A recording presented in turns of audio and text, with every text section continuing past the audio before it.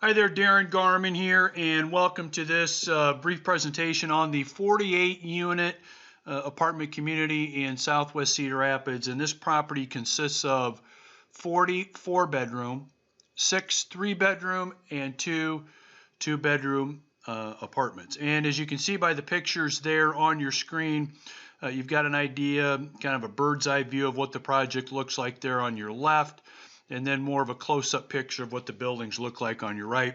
And we're going to dive more into some of this information, but this is one of those opportunities that just does not come along very often, especially in this super competitive market that we're in today. So please take the time to check out this information and go through it thoroughly, because this is a really good opportunity. So what we're going to be talking about on this presentation is we're going to be hitting the highlights and really getting you the information that you're going to need in order to make an informed decision as to really whether or not this is a project for you. We're not going to be covering every single bit of information, every single detail, but what we will be doing is going over and getting you enough information whereas you can make the decision of whether this is something you want to look at seriously. And so what we're going to talk about is the location and the benefits of owning this property.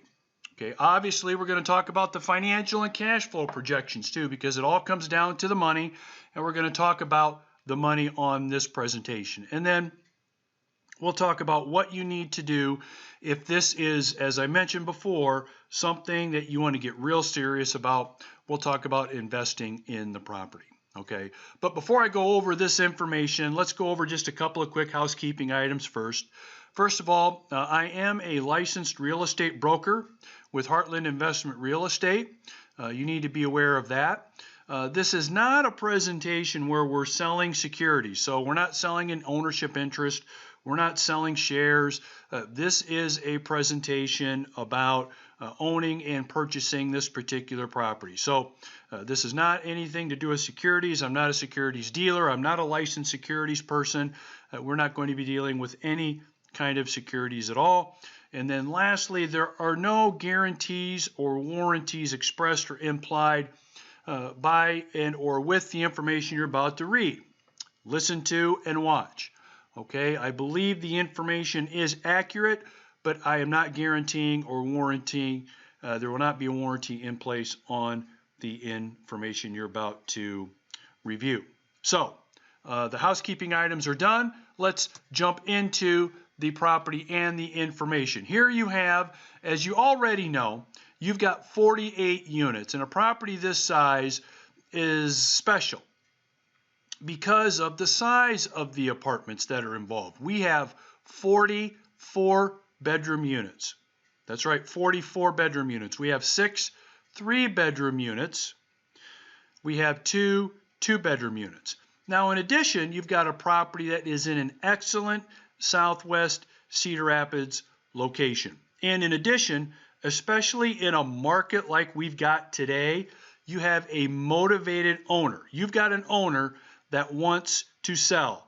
This owner doesn't have the property on the market just to see what will happen, does not have the property on the market just to kind of test and see what kind of response or interest there is. No, the motivated owner is motivated to sell. And as I mentioned before, it's in a great location, not only in terms of where it's located, but in terms of how the properties are next to each other, how they're developed, and you'll see that as we go through the presentation. Now, the property consists of 6 8-unit buildings. Okay, and we're going to be looking at aerials and pictures here in just a minute, but I want to give you the bullet points and really want to lay the foundation for what you can expect in terms of what you're going to be looking at. So we've got a property that consists of 6 8-unit buildings. We've got a purchase price of $3,450,000. Now, it doesn't take a math genius to figure out, it doesn't take a PhD in economics to figure out that this is half of what new construction would cost. And arguably, it's even less than half of what new construction would cost, especially in the marketplace today, which is significant. You've got, as I mentioned, good property unit layouts and sizes. You've got low maintenance vinyl siding on the exteriors. You've got gas-fired hot water heat for each building, and you've got sleeve air conditioning units for each of the particular apartments. Now, 14 units are vacant, 21 units are occupied, and 13 units are rent ready. I'm going to say that again. 14 units are vacant right now, 21 units are occupied, and 13 are rent ready. In a market as good as we have it in terms of having renters ready, willing, and able, and qualified to rent our apartments, why are you looking at a property right now that has 14 of the 48 units vacant? And in addition, you have 13 additional units that are not occupied. Well, now you start to see that the owner is motivated and why the owner is motivated to move this property. And I'll tell you the full story here in just a minute.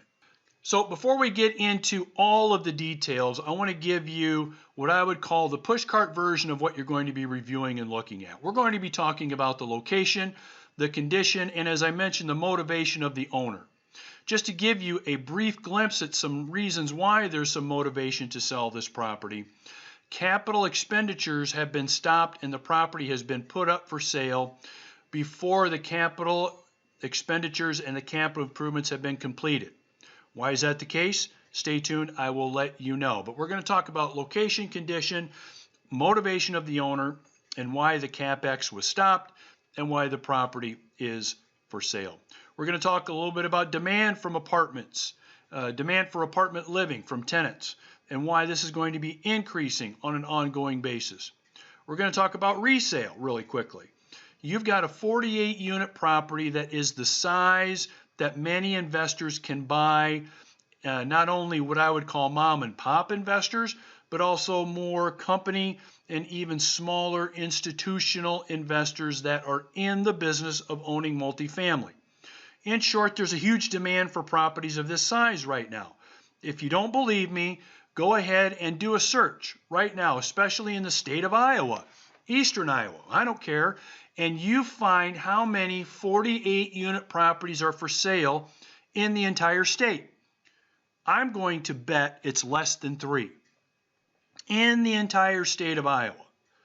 Okay, that tells you there's fantastic resale on a property of this size because of the huge demand.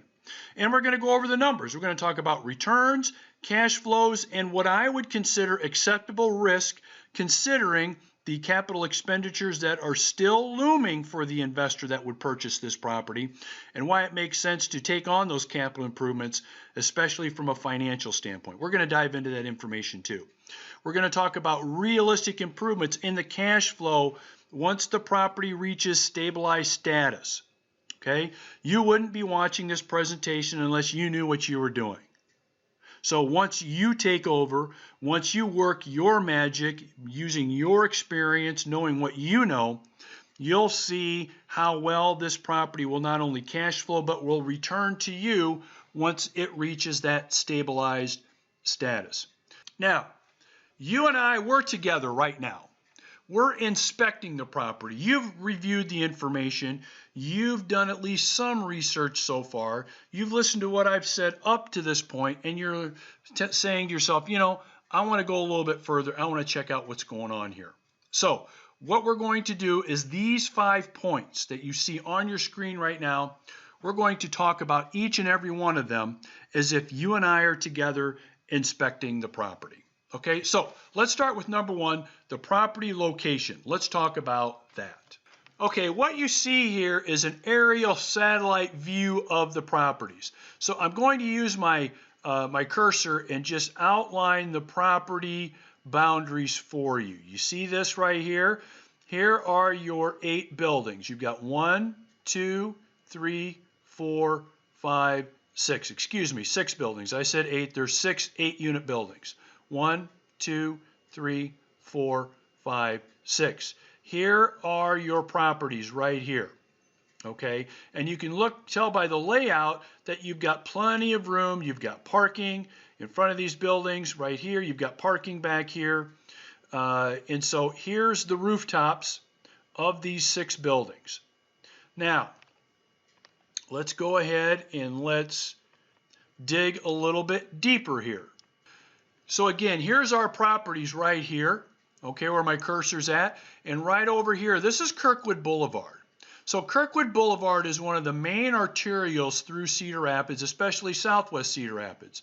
So you take this to go to all different kinds of developments which you see surround the property. And you see most of the development, with the exception of this here, and this is multifamily. This is multifamily here, and you've got some multifamily and retail here. But you've got nice, newer, and by newer I mean constructed within the last 10 to 20 years, single family home developments. Okay, all around this area. In addition, you've got the largest community college in the state of Iowa, which is Kirkwood. Over here, this is all Kirkwood Community College over here. And as I said, it's the largest community college in the state of Iowa. I believe enrollment is somewhere in the 25 to 30,000 student range, I believe. You'd have to do your own research to find out specifically and exactly what it is, but I know I'm pretty darn close. Okay, so already you are just blocks off the main arterial going through southwest Cedar Rapids, and you've also got terrific access to a lot of other areas, including this residential and retail right here. Okay, and taking another look, and we've got a little further away. So right here is where our property is located, where my cursor is. Then you can see Kirkwood Community College over here. All right, now up and down Kirkwood Boulevard, you see a nice amount of retail. This is new retail construction that's in place here. You've also got retail over here. And then in addition, to the north, you have I-380. So you are literally a mile and a half from the main arterial through Cedar Rapids. And I said this is I-380. I was wrong. This is actually Highway 30. But you can see it connects to 380. Okay, so you see 380 here, which is north-south main arterial through Cedar Rapids. This is where most of the commerce happens, is through Cedar Rapids, is on 380. But then you've also got Highway 30 too. So really what this tells you is you are literally, here's our property right here. Okay, right here's our property where my cursor is. You're literally about a mile from Highway 30 to 380. So you're really literally minutes away from entertainment, shopping, errands being run, grocery, etc. by living at this community. Okay, so you're not out in the middle of nowhere. You're not at a place where it's hard to find grocery, entertainment, restaurants, those kinds of things. Easy to find, easy access to the main arterials in Cedar Rapids. Okay, and then if you go south, okay, here's our property right here. Now you're just more into Kirkwood College, these nice single-family home developments, but now you're into Prairie High School. So now you're in the elementary, middle school, and high school Prairie School District, just literally a mile away. In addition to that, if you cross the interstate, and so here's the airport. You see the airport, obviously, runways right here. Here's our location right here. So remember, we had Kirkwood College. You can see the college there. So right here is our location.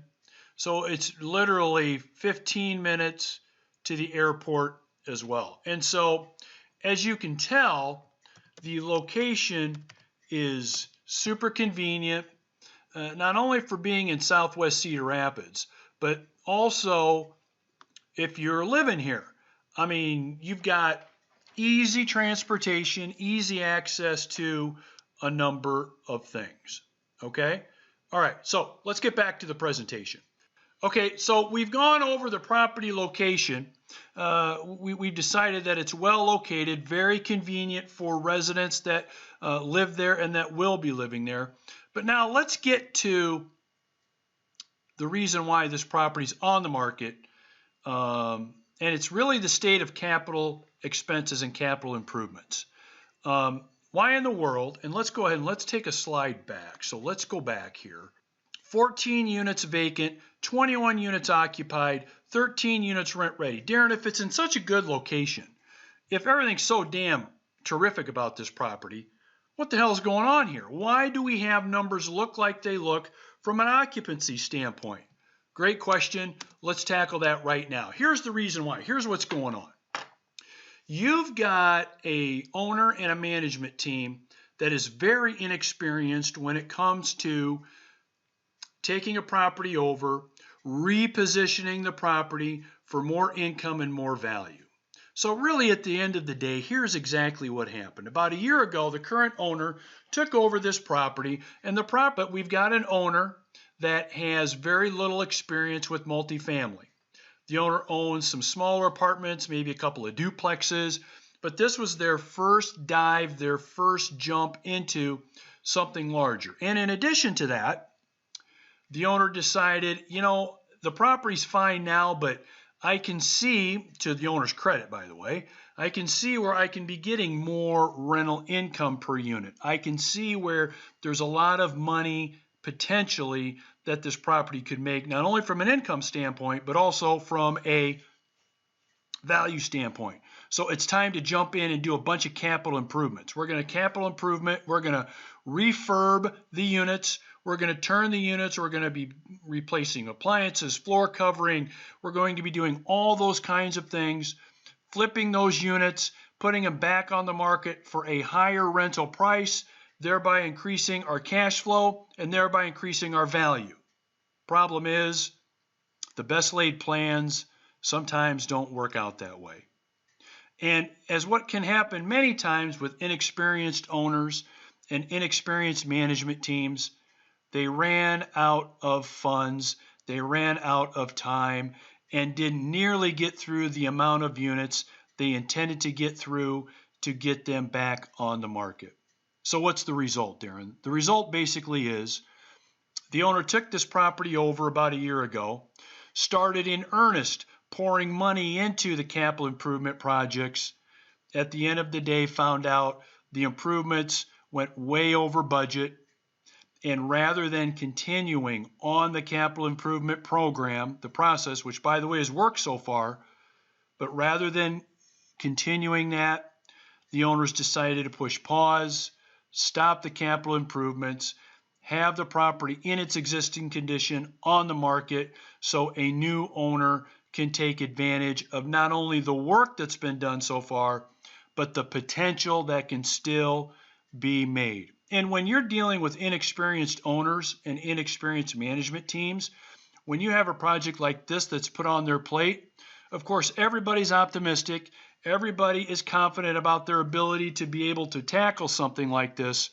But when the funds start to run out, when you start going over budget and continually going over budget, no matter how good you are, there's a point where you have to say, stop. We need to stop what we're doing. We need to take a step back. We need to assess what we're doing. And the result of that assessment is the property is on the market. And that's the reason why it's on the market. Okay, and that's the reason why almost everything we're going to discuss here, we have discussed so far on this presentation, has sounded pretty damn good. What's going on with this property? Why is it on the market? Why are we? That's the reason why. And so what is one person's problem, one owner's problem right now, pushing pause on the improvements, is definitely another investor's opportunity. And that's why in number 2, that's the state of the capital improvements. That's the state of the CapEx. Okay, that's the state of those. Again, you've got, and we'll review again, you've got 14 units vacant. These are the units that are in the process of being improved. You've got 21 units occupied. Okay, so what we're doing so far, we know pretty much works. And you've got 13 that are on the market, rent ready now.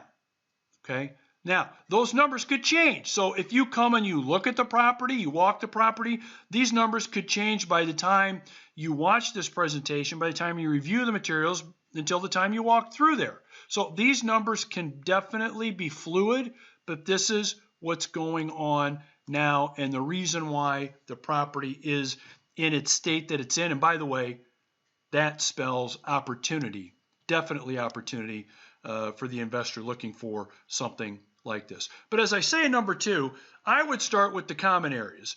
You can go ahead and you can finish those out, but I would probably go common areas first, then you hit the rest of those units that need those improvements and go from there. And as you're going to see by the numbers, it's pretty impressive what I think you can accomplish once you go down that road. Number 3, rentability. This project has the potential of being 94 to 100% occupied consistently. There's room for rent raises, as we're going to find out, and you're going to have more of a predictable tenant mix rather than the hurrying and scurrying of getting units done now, getting them finished quickly so they can be rented so that they can start recovering some of the investment they've put out in this. A more methodical, a more predictable process will give you the occupancy in those numbers, if you're good at what you do, in the 94 to 100% range consistently, in my opinion. And there's room for rent raises and more predictability, and I'll go over that with you here in just a moment. And then you've got the tenant amenities. Each building has its own laundry and recreation room. We talked about the location. It's close to shopping, entertainment. There's a school a block away, the largest community college block away, and the exteriors are in average to above average condition. So this is not a case where you take over and you start putting money to finish those capital improvements out in those units that need them, where you have to now replace all the roofs in addition to that, or replace all the exterior in addition to that, or replace all the windows in addition to that. Now, of course, beauty's in the eye of the beholder. You may come and say, well, as part of my plan, Darin, I want to replace the windows. Okay, fine. Well, Darin, as part of my plan, I want a different color exterior. Well, fine. But it's not a case where any of those items have to be done. They're more of a voluntary, this is kind of how I want to do it process, if that's what you want to do. Okay? Now, we've covered a lot of ground here, but we really haven't hit one of the most important parts of this, the numbers. Let's do that right now. Now, what I like to do when looking at numbers is I like to keep it simple. I like to look at numbers on an annual basis and give you an idea pretty much what you can expect annually in terms of how the property cash flows. I don't get into discounted cash flows at this point in time. I don't get into internal rates of return. I want to give you an idea from a cash flow standpoint what you're looking at, and then you can plug in whatever numbers you want at that point. So we've got an asking price of $3,450,000. That's a little bit less than $72,000 a unit for 48 units. Okay, again, remember, you've got 4 4-bedroom, 6 3-bedroom, and 2 2-bedroom units. Okay, so these financials we're looking at right now show how the property is currently operating and what the new owner can expect once they take over. So how I'm looking at this right now is just like this. You're taking over today. What are you looking at if you buy it for $3,450,000, less than $72,000 a unit for those large units? What are you looking at as of today? Well, we've got our units that are vacant. We got to factor that in, right?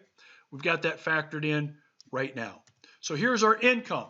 This is the way the property cash flows if you took it over today. Again, we're looking at these annually. Okay, I'm not going to get into a lot with the financing. I will in our next spreadsheet.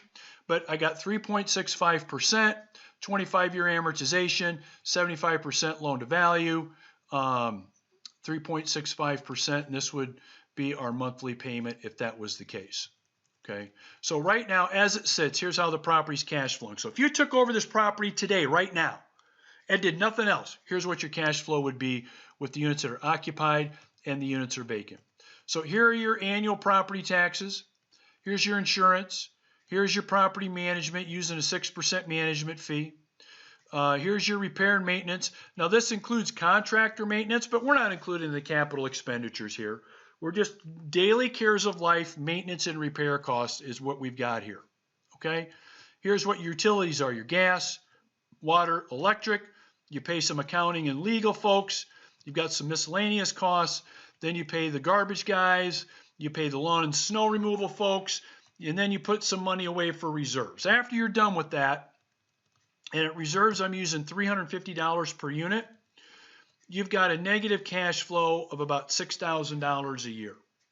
So what this tells you is right now, as this property sits, you don't do anything with your units that are not occupied as of yet. This is what you're looking at. This is what you're looking at. You're looking at really $160,000 of income.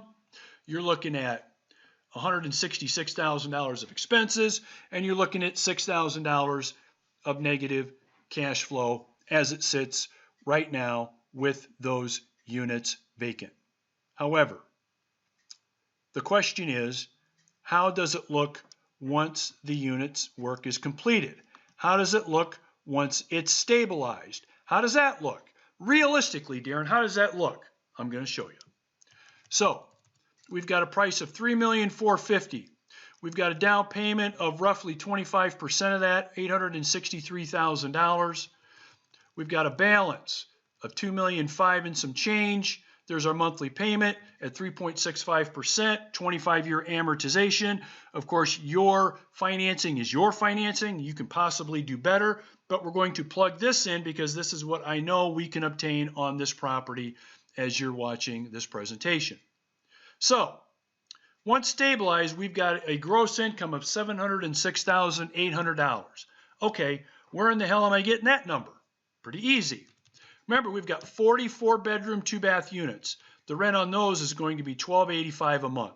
Shouldn't be too difficult. You've got 6 3-bedroom units, $975 a month. There's our annual income there. And then we've got 2 2-bedroom units at $825 a month. There's our income there. Annual income of $58,000, actually $59,000. You annualize that. Excuse me, monthly income of $59,000. You annualize that, that's $706,000. And let me just tell you, these are achievable rental rates. This is not blue sky. There's no way in hell you're going to accomplish this. I mean, we've got 4-bedroom, 2-bath units, $1,285 a month, easy. 3-bedroom units, $975 a month, should be pretty easy.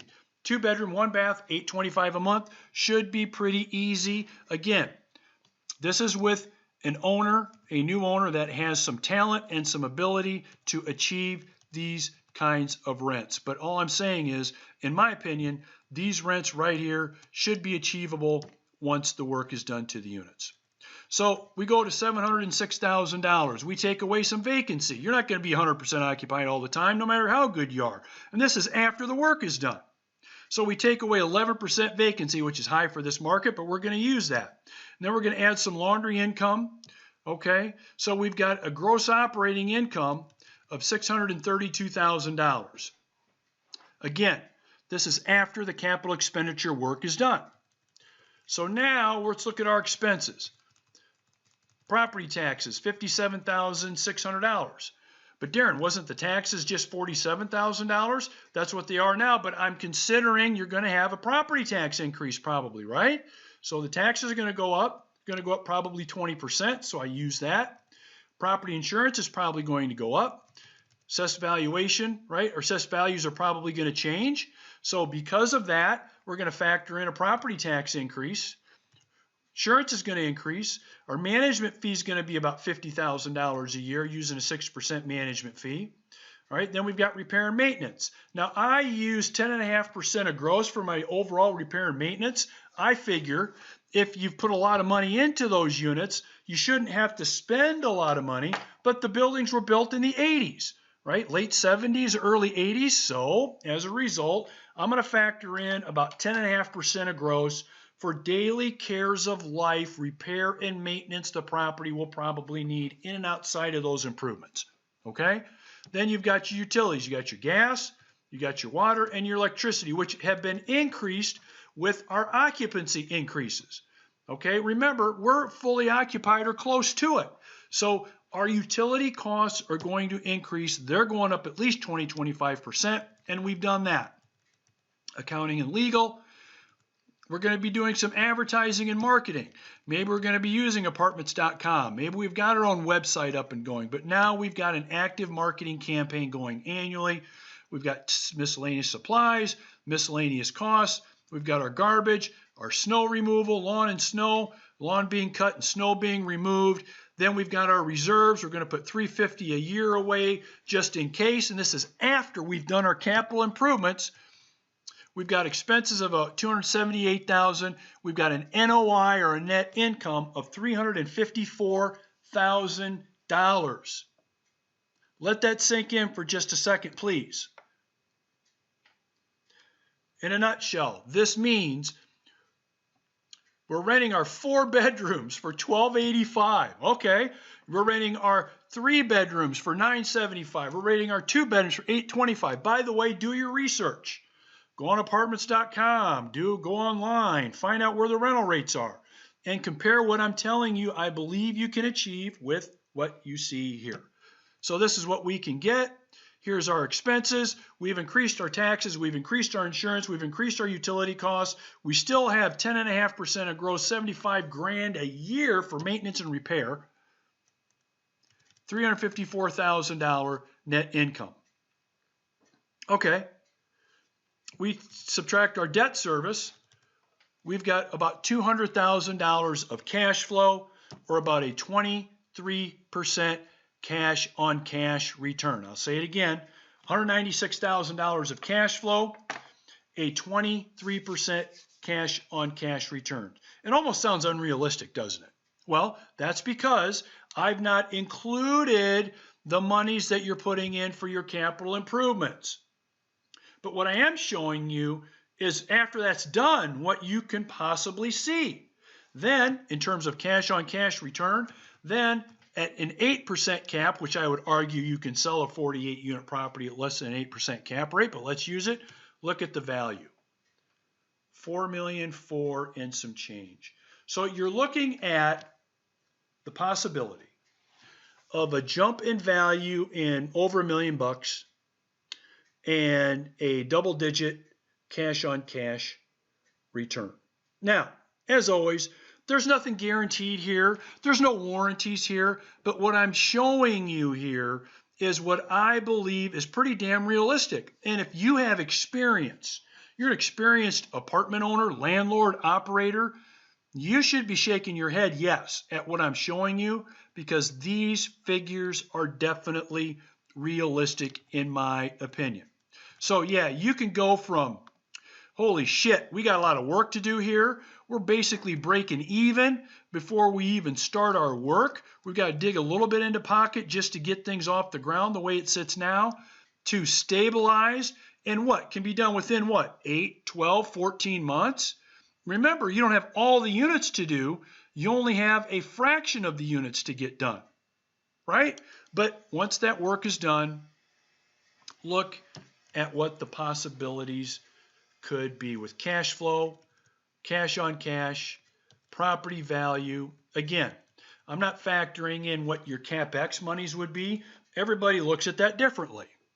Every investor that looks at this property will have a different opinion of how much money they think they need to put into this project. So I don't even get into that. But what I want to show you is, after that dust settles, here's what I think you can realistically come out with this project. Okay, great. Let's go back to the presentation. Wow, we've looked at a lot of stuff so far, and we've gone over a lot of information, but I know I've only really scratched the surface, and now you really need to make a decision. Is this a project? Have I given you enough information, which I believe I have, that this is something you want to take seriously? If it is, here's all you need to do. Request the 48 unit package from me. I'll send you the information, some of the details I've already covered, but I'll send you some more information on what's going on, where the improvements are at, and we'll follow up with more additional information about this project, okay? When you request the package, please be a serious investor with the ability to purchase the property. This is not a no money down deal. This is not a, oh my God, I want to try some fancy thing I learned in a book. You need to be a serious investor with the ability to purchase this property. And not only is this a really good investment for like regular money, the real interesting thing is, just think if you can use IRA or 401k money for this investment. That's where it gets real interesting, where a lot of these gains, those cash flows and value increases we talked about can be tax deferred. That's actually pretty cool. So again, if you're interested in becoming an owner, request the 48 unit kit by email. My email is Darin@heartlandinvestmentpartners.com. That's Darin@heartlandinvestmentpartners.com. It's there on your screen. My phone number is on your screen too, 319-350-5378. Give me a call and I'd be happy to send additional information to you. Ladies and gentlemen, in this market that we're in today, with properties where they are, with the demand continuing to grow, the supply continuing to be less and less every day, this is a project you should take seriously and look at seriously. Have a great day. We'll talk to you later. See ya. Bye-bye.